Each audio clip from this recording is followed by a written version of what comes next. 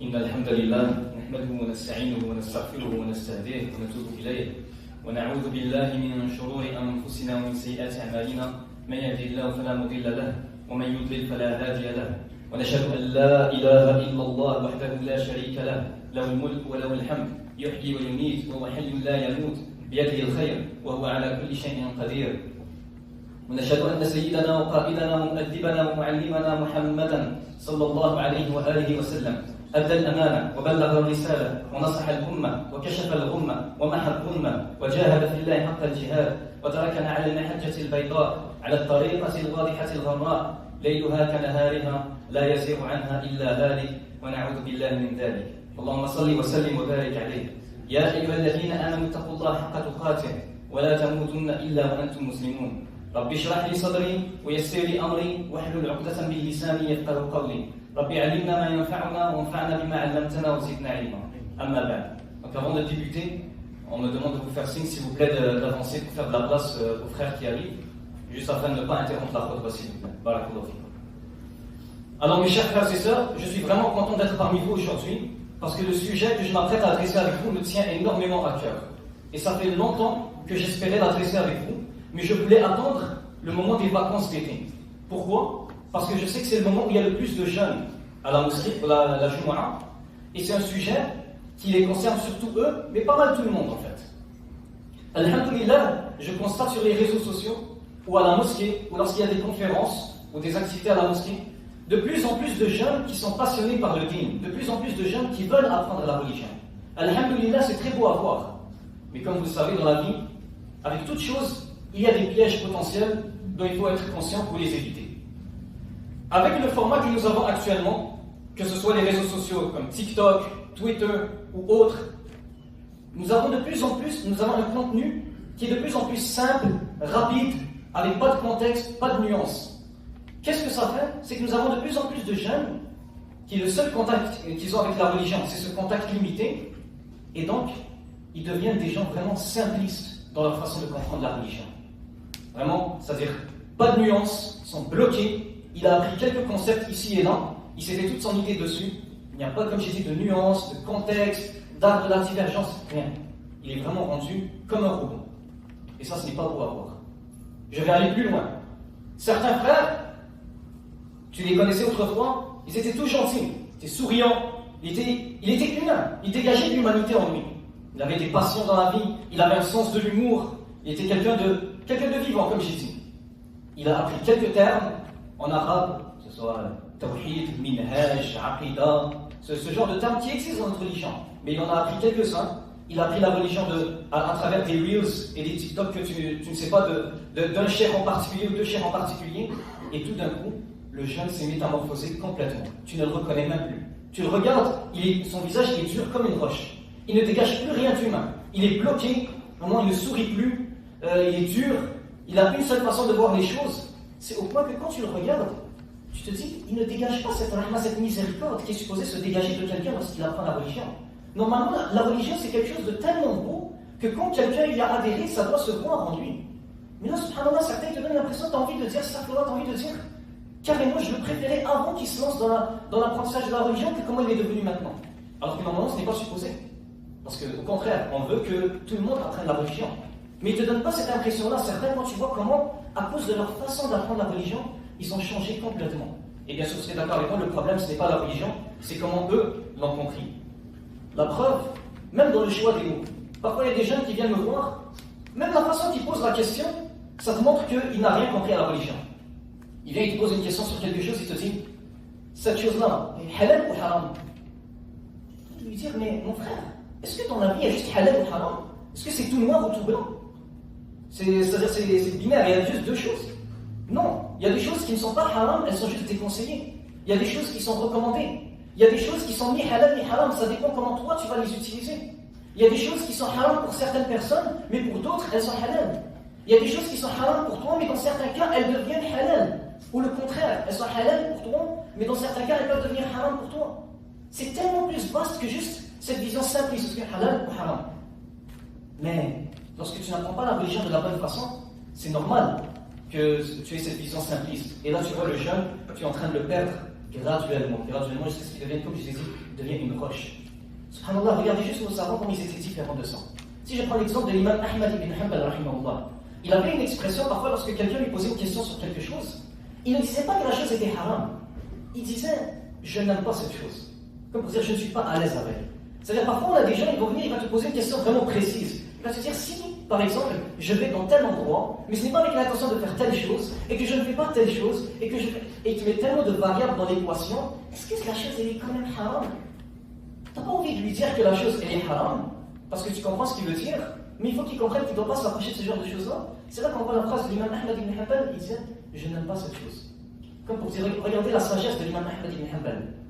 Il n'a pas envie de rendre la chose haram pour quelqu'un. Là où aujourd'hui on a des imams qui, dès que tu lui poses une question, s'il ne connaît pas la chose, ou si c'est quelque chose de nouveau pour lui, directement il dit c'est haram. Par défaut, il dit c'est haram. L'imam Ahmad ibn Hanbal ne voulait pas compliquer les choses pour les gens. Donc, si une chose, il ne la connaît pas, il n'est pas à l'aise avec, ça ne veut pas dire qu'elle est haram, c'est juste je vais te prévenir. Je n'aime pas cette chose-là, je ne suis pas à l'aise avec. Et on voit ça avec plein d'autres savants de notre patrimoine. On a l'imam Ibn al-Qasim, rahimahullah, qui est un des plus grands élèves de l'imam Malik. Par exemple, lorsqu'on a questionné sur le cochon de mer, c'est un animal maritime, un animal marin, ils lui ont demandé est-ce que c'est halal ou haram. Et là, la citation que je vous dis, vous pouvez la trouver dans le tafsir al-Qurtubi, plus précisément dans le tafsir de Surat al-Baqarah. Il a dit quant à moi, je ne le considère pas, quant à moi, je l'évite, mais je ne le considère pas haram. Je ne le considère pas illicite. Vous voyez donc, moi je ne suis pas à l'aise avec, mais ce n'est pas parce que je ne suis pas à l'aise avec que c'est haram. C'est juste, je préviens, je ne suis pas à l'aise avec. C'est là qu'on voit, subhanallah, comment nos savants, ils avaient tous une façon d'éduquer leur communauté. Les nuances, certaines choses, regarde, ça ne veut pas dire qu'il est haram, juste ne t'approche pas. Certaines choses, je te le recommande. Ils avaient toute une façon d'enseigner. Mais on a des jeunes qui, malheureusement, ils consomment premier rappel, deuxième rappel, troisième rappel, ils swipe de story en story en story, jusqu'à ce que c'est bon, il s'est construit son islam de cette façon-là. Et tout d'un coup, tu ne ressens même plus, comme j'ai dit, la sagesse et la miséricorde de l'islam, tu ne la reconnais même plus en lui. Je vais aller plus loin. Et c'est encore plus grave selon moi, Allah. Certains jeunes, à cause de la façon qu'ils ont appris la religion, même dans leur comportement, même dans leur bonne manière, ils se sont transformés complètement. C'est devenu comme des dictateurs, des contrôleurs. Il est là juste pour juger ses frères en islam, les rabaisser, leur montrer c'est quoi leurs erreurs, le fait que lui, il est dans le groupe sauvé, tous les autres sont égarés en enfer et je ne sais pas quoi, faire des mises en garde à droite, à gauche. Tu as envie de lui dire, mon frère, c'est pour ça que tu as appris l'islam, pour devenir un contrôleur qui évalue les autres. Toi, c'est quoi ta aqidah, toi, c'est quoi ton minhaj, et je ne sais pas quoi. Redescends un peu sur terre. Tu es supposé nous attirer vers l'islam, pas nous repousser. Mais ça, beaucoup de gens n'ont pas compris, et encore une autre fois, on va revenir à notre patrimoine. Que ce soit l'imam Malik, que ce soit l'imam Abdullah ibn Mubarak, qui était un élève de l'imam Abu Hanifa et un prof de l'imam Ahmad ibn Hanbal, que ce soit l'imam Sufyan al-Thawri, rahimahullah, et j'en passe, ils ont tous dit la même phrase. Ils ont dit, apprends les bonnes manières avant d'apprendre la religion. Apprends le bon comportement avant d'apprendre la science religieuse. Subhanallah. Ça, c'est l'éducation de nos salafs et de nos savants. Pourquoi? Parce qu'ils ont compris que si tu ne t'éduques pas, si tu n'apprends pas les bonnes manières, si tu n'as pas d'adab, même ta façon de prêcher l'islam va être mauvaise. Peut-être que toi, au fond de toi, tu es un peu quelqu'un de insolent, ou qui aime se moquer de certaines personnes qui sont différentes de lui ou autres. Quand tu vas apprendre la religion, tu vas continuer de le faire, mais avec une touche de religion. Et c'est grave, je vais vous donner des exemples. On a un influenceur très connu qui fait du très bon travail, machallah, il sert à rien, je n'ai pas besoin de le nommer, les jeunes en général le connaissent. Une fois, il a fait une vidéo, il a fait un rappel dans la vidéo. Dans les commentaires, et lui, vu qu'il fait du contenu francophone, ses abonnés sont des musulmans du Québec et des musulmans de France. Un jour, il fait un rappel, et là, il y a quelqu'un dans les commentaires, un frère qui dit Barakallahu fik, mon frère. D'ailleurs, à tous mes frères et sœurs qui regardent ce commentaire-là, c'est bientôt Salat al-Maghrib, n'oubliez pas de faire la prière de Maghrib. Ce frère est en France. Et là, vous allez comprendre où je vais en venir. On a un frère de Montréal, à cause du décalage horaire. Lui, voit c'est le jour. Directement, il lui répond Salat al-Maghrib maintenant? Qu'est-ce que tu dis, toi? De quoi tu parles? Qu'est-ce que tu racontes? Il n'a même pas pris la peine de se dire que ce frère-là, s'il a dit Salat al-Maghrib, sûrement il y a une raison. Peut-être c'est un décalage horaire, peut-être il est dans un autre pays. Directement, il a assumé que c'est un. Excusez-moi. Directement, il a assumé que c'est un frère avec. Directement, il a assumé que c'est un frère peut-être bizarre, peut-être qu'il a pour égarer les gens et autres. Il n'a même pas fait le bon soupçon. Tu aurais juste cliqué sur le frère, peut-être tu aurais vu dans sa bio un drapeau de la France ou autre, tu aurais compris qu'il est dans un autre pays. Mais pourquoi est-ce que ce frère est tombé dans cette erreur-là? Parce que c'est ça qui arrive lorsque tu es constamment aigri, constamment dans l'envie de te battre avec les autres, tu vois constamment les autres qui t'entourent comme des égarés, comme des innovateurs, comme je ne sais pas quoi. Ben, ce sera ça ton premier réflexe. Au lieu de te dire, non, impossible qu'il soit bête jusqu'à ce point-là pour dire que c'est l'heure de Maghreb alors qu'il fait plein jour. Sûrement, il y a une explication pourquoi il a dit ça. Non. Ton premier réflexe sera de directement foncer sur lui, puis de l'accuser de quelque chose, et après ça, tu as l'air de rien. C'est ça qui se passe lorsque tu es quelqu'un d'impulsif ou de colérique, et tu veux te lancer dans la religion ensuite. Et j'ai d'autres exemples pour vous. Il y a un cheikh très connu aux États-Unis, le cheikh Othman ibn al-Farouk, qu'Allah le récompense, il fait beaucoup de da'wah avec les chrétiens, les athées, les juifs, donc les non-musulmans. Mais ce que beaucoup de gens ne savent pas, c'est qu'il donne aussi des cours de Sira Nabawiya, de fiqh et autres. Il a dit, moi j'ai écouté une vidéo de lui, il a dit, lorsque je fais des vidéos de débat de moi avec un chrétien, puis c'est un débat enflammé, on dirait qu'on va en arriver au coup de poing et autres, il a dit, je fais 300 000 vues. Je fais une vidéo de Sira, du prophète sallallahu alayhi wa sallam, ou d'Aqidah ou autre, je fais 10 000 vues. Alors ma question c'est, est-ce que les musulmans qui regardent mon contenu le regardent pour les bonnes raisons? Si tu regardes les débats que ce frère fait avec les autres, parce que tu aimes la religion, normalement tu devrais regarder aussi les vidéos où il t'enseigne la religion, comme les vidéos sur le père, sur la sira et autres. Mais si tu regardes juste celles où il y a des conflits, de la bagarre, et tu ne regardes pas celles où il t'enseigne des choses, alors tu dois te poser des questions sur pourquoi est-ce que j'apprends réellement la religion?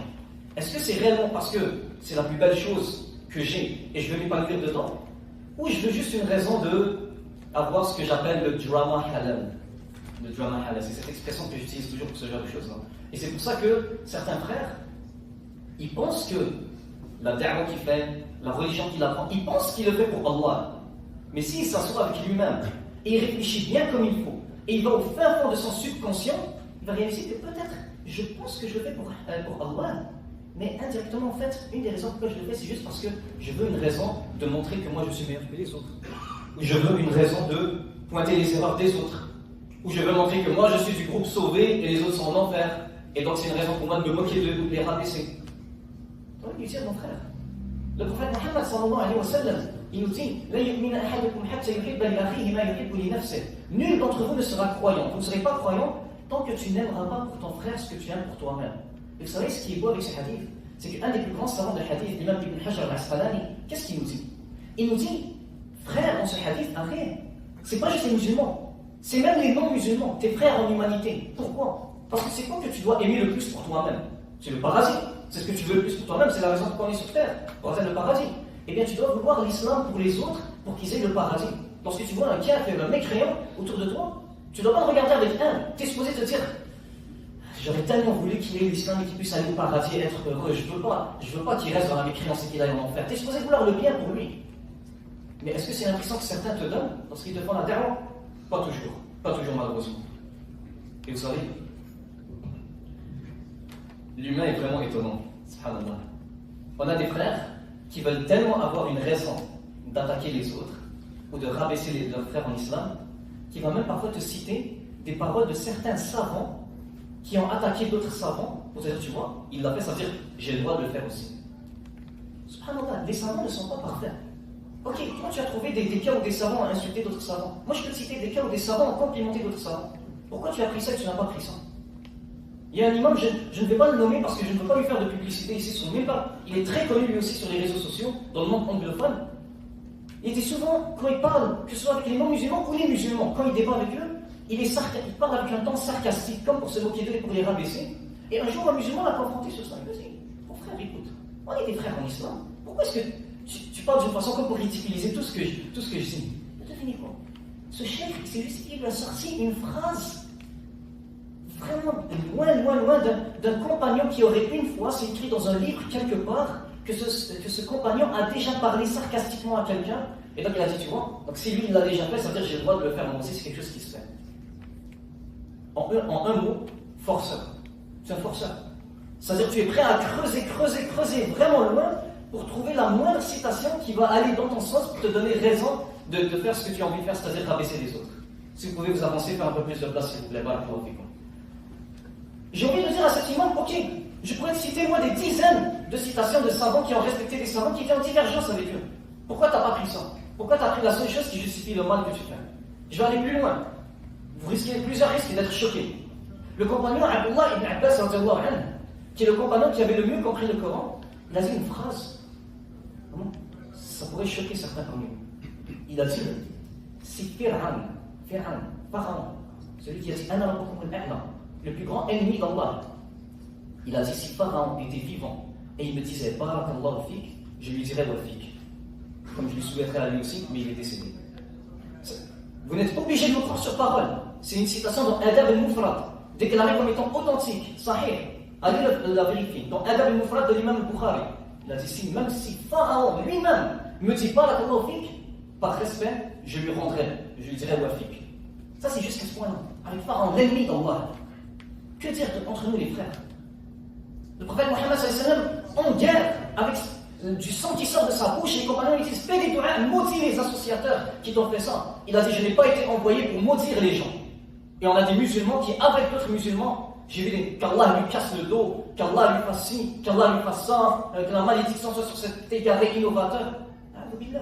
Mon frère, tu ne dégages pas la beauté qui est supposée venir de cette religion-là. Remettons en question sur tes bonnes manières et sur la raison pourquoi tu apprends et tu enseignes la religion, subhanallah. J'aimerais justement vous citer des cas de respect qu'il y a eu entre nos savants. L'imam al-Shafi'i, rahimahullah, une fois il était en voyage après la mort de l'imam Abu Hanifa. Il rentre dans une mosquée, Hanafite. Il y a les élèves de l'imam Abu Hanifa là-bas. C'est l'heure de la prière de Subh. Par respect pour lui, ils dirigent la prière. Il y avait les élèves de l'imam Shafi'i aussi avec lui. Il a dirigé la prière, mais il ne l'a pas dirigé de la façon qu'il la dirige habituellement. Il a dirigé avec le madhab Hanafi, alors que c'est deux écoles de jurisprudence différentes. À la fin, les élèves lui ont posé la question pourquoi. Il leur a dit c'est par respect pour l'imam Abu Hanifa. Même si c'était deux écoles différentes, par respect pour cette école-là, il a prié à sa manière à lui plutôt que la manière avec laquelle il prie habituellement. Il a dit les gens sont les élèves de l'imam Abu Hanifa dans le fiqh. Regardez à quel point il a complimenté l'imam Abu Hanifa. Une fois, il était avec son élève qui est l'imam Ahmad ibn Hanbal, ils sont en train de discuter, et l'imam Shafi'i, par humilité, il dit j'aime les gens vertueux, même si je n'en fais pas partie malheureusement. Mais j'espère que grâce à eux, ils intercéderont, ils intercéderont pour moi, et j'irai au paradis grâce à eux. Et je n'aime pas les gens qui sont dans le péché, même si j'en fais partie malheureusement. Et là, regardez son élève, l'imam Ahmad ibn Hanbal, qui lui aussi a une école différente de la sienne, c'est deux madahib. Il lui dit professeur, tu aimes les gens vertueux et tu en fais partie, et c'est grâce à toi qu'ils iront au paradis. On espère que toi, tu seras l'intercession pour eux, c'est-à-dire que tu es meilleur qu'eux. Et tu n'aimes pas les gens qui sont dans le péché et qu'Allah te protège d'eux. Et l'imam Shafi'i lui a répondu qu'Allah te protège, mon cher Ibn Hanbal. Ça, c'était le respect entre nos savants. Je suis sûr que si les deux étaient assis à table ici, ils avaient cette discussion que je viens d'avoir devant vous, je suis sûr qu'on serait tous en train de regarder ce dialogue-là avec un sourire au visage, tellement c'est beau à voir, comme ils disent en anglais, c'est wholesome. Vraiment un savant qui, par humilité, et l'autre qui dit non, tu es le meilleur que j'ai vu. Et ça, cette interaction entre ces savants, c'est ça qu'on est supposé voir. L'imam Shafi'i et l'imam Ahmad ibn Hanbal, eux, ils ont compris la religion. Eux, l'apprentissage de la religion leur a fait du bien. Eux, ils dégagent ce que l'apprentissage de la religion est supposé dégager de toi. Je vais aller plus loin. On a tous entendu parler du livre Fath al-Bari, qui est la meilleure explication du livre de Bukhari. Ça a été écrit par, si vous l'ouvrez aujourd'hui, vous allez voir que c'est écrit, qu'il a été écrit par l'imam Ibn Hajar al-Asqalani. Mais ce que beaucoup de gens ne savent pas, c'est qu'à la base, ce livre, il avait été débuté 20 ans avant l'imam Ibn Hajar al-Asqalani par un autre savant qui s'appelle Ibn Rajab al-Hanbali. Et l'imam Ibn Rajab al-Hanbali, il écrivait ce livre et il est décédé avant de l'avoir terminé. Subhanallah, il est mort lorsqu'il s'est rendu à Bab Salat al-Janaza. Lorsqu'il est rendu au chapitre qui parle de la prière sur les morts, il est mort, subhanallah. Mais en tout cas, donc il n'a pas pu le terminer. 20 ans plus tard, l'imam Ibn Hajar al-Asqalani est venu, il a terminé ce livre-là, et lorsqu'il a voulu lui donner un nom à ce livre, il a vu que l'imam Ibn Rajab al-Hanbali voulait le nommer Fath al-Bari, alors il a dit même si c'est moi qui a terminé ce livre-là, je vais lui donner le nom que le premier auteur voulait, c'est-à-dire Fath al-Bari, par respect pour l'imam Ibn Rajab al-Hanbali, comme pour sa legacy, son héritage. C'est lui qui a commencé ce livre-là, par respect pour lui 20 ans plus tard, je vais lui donner le nom que lui voulait lui donner. Ça c'est par respect, alors que peut-être qu'ils ne se sont même pas croisés, c'est à vérifier, mais en tout cas c'était 20 ans après la mort d'Ibn Rajab al-Hanbali. Eh bien l'imam Ibn Hajar al-Asqalani, lui, ça se voit que l'apprentissage de la religion lui a fait du bien. Lui, il te montre comment l'apprentissage de la religion est supposé te transformer. Lui, ça lui a fait du bien. Lui, on comprend pourquoi est-ce qu'il a appris la religion. Subhanallah. Et je peux aller encore plus loin. L'imam Ibn Taymiyyah, rahimahullah, il a écrit dans un livre, et ça mes frères, ce livre-là, ce que je m'apprête à vous dire, c'est pas quelque chose que j'ai entendu. Je l'ai lu de mes propres yeux. Ce livre-là, je l'ai lu. Ce que je m'apprête à vous dire, c'est que je l'ai lu directement. Il a écrit un livre sur pourquoi est-ce que les savants divergent. Pendant tout le livre, il n'arrête pas d'expliquer, de dire et de répéter que si un imam a dit quelque chose de faux, c'est que sûrement le hadith dans lequel il y avait la réponse ne lui est pas parvenu. Ou sûrement il a lu le hadith, mais il l'a mal compris. Il l'a compris autrement. Ou sûrement quelqu'un ne lui a pas bien clarifié le hadith. Et là, au fur et à mesure que je lisais les pages de ce livre, je me suis arrêté, je me suis dit, subhanallah. Regarde comment il n'arrête pas de faire le bon soupçon. Pendant tout le livre, il trouve juste des raisons de justifier ses frères. Au lieu de dire, comment le prophète sallam a clairement dit que telle chose est haram, et ce savant dit autre chose, c'est un égaré qui veut égarer la communauté, mise en garde, et je ne sais pas quoi. Subhanallah. Il trouve toutes les raisons pour les justifier parce que ce sont ses frères en islam. Et bien l'imam Ibn Taymiyyah, lui, l'apprentissage de la religion lui a fait du bien. Il nous fait réaliser ce qui est supposé faire de toi, l'apprentissage de la religion. Là où aujourd'hui, peut-être, on a des frères qui, à chaque 2 secondes, ils décident de faire une mise en garde sur les autres. Comme j'ai dit, subhanallah, donc on a des frères et des sœurs qui apprennent 2-3 mots en arabe qui leur donnent une certaine crédibilité. Ils s'approchent à 2-3 savants en particulier. Tous ceux qui ne suivent pas ces 2 ou 3 savants-là, ils ont tort. Si tu oses dire quelque chose de différent de ce que ce savant-là a dit, tu as tort, mise en garde contre toi, tu es un égaré, je ne sais pas quoi. C'est comme une fois, il y a un frère, il m'a cité un certain savant. Il m'a dit, lui, en plus il a dit ça, et c'est le plus grand savant de la sunna. Il dit, déclaré par qui? Qui a dit que c'est le plus grand savant de la sunna? Il a bégayé. Je lui ai dit, tu veux juste répéter ce slogan-là parce qu'on te l'a enseigné? Donc il s'accroche à 2-3 savants, il apprend 2-3 mots en arabe, et c'est bon. Et tout ce qui est contraire à ça, je pointe du doigt. Alors voilà pourquoi j'ai voulu adresser ce sujet avec vous, mes frères et sœurs, parce que je ne veux pas que la plus belle chose qu'on peut avoir dans la vie, c'est-à-dire l'islam, fasse de nous des mauvaises personnes. Que la plus belle chose qu'on peut avoir soit la raison pour laquelle on est devenu les pires des personnes. Sachant que l'islam est parfait et pur. C'est à nous de voir pour quelle raison on apprend la religion et comment est-ce que c'est en train de transformer en tant que personne. أقول قولي هذا واستغفر الله لي ولكم إنه هو الغفور الرحيم.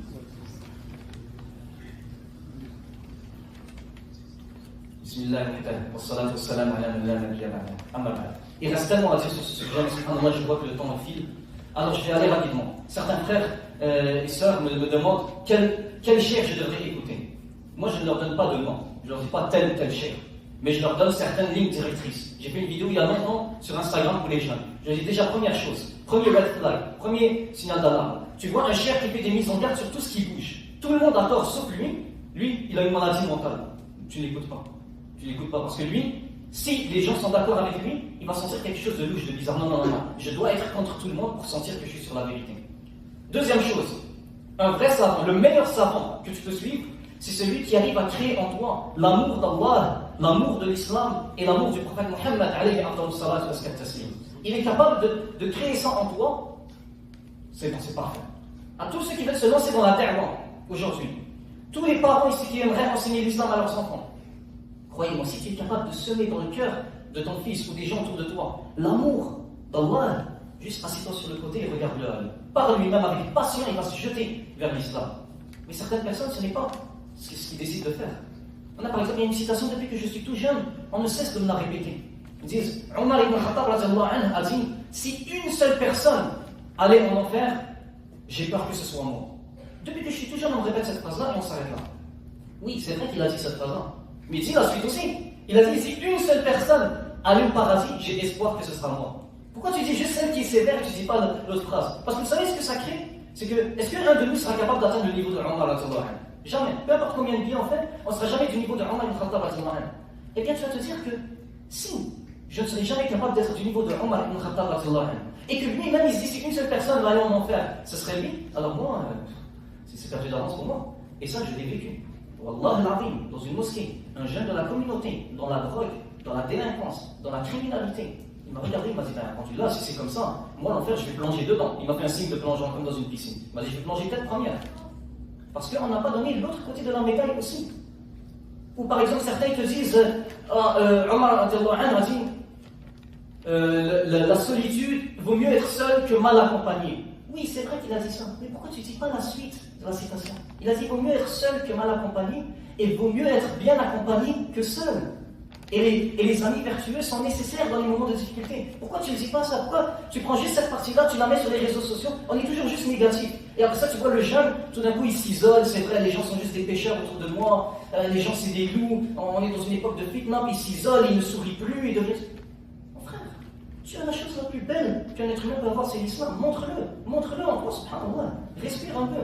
Notre religion, elle est belle. Allah subhanahu wa ta'ala dit dans le Coran, après, A'udhu shaitan rajim, bismillahir rahmanir rahim, Taha ma anzalna alayka al-Qur'ana litashqa. Allah n'a pas révélé le Coran de l'islam pour que tu sois malheureux. C'est pas ça le but de l'islam, de te rendre malheureux. Donc, s'il vous plaît, on sait qu'on doit faire attention à de qui on apprend notre religion, il faut faire aussi attention à comment notre façon d'apprendre la religion est en train de nous transformer en tant que personne. S'il vous plaît, il faut faire très attention de quoi tu as l'air, de rappel en rappel que tu consommes, comment est-ce que tu es en train de devenir. Qu'Allah nous en préserve. Allahumma laka alhamdu kama yanbaghi li jalali wajhika wa 'azimi sultani. Allahumma salli ala sayyidina Muhammad wa ala alihi wa sahbihi ajma'in. Je demande à Allah subhanahu wa ta'ala de nous guider sur le droit chemin.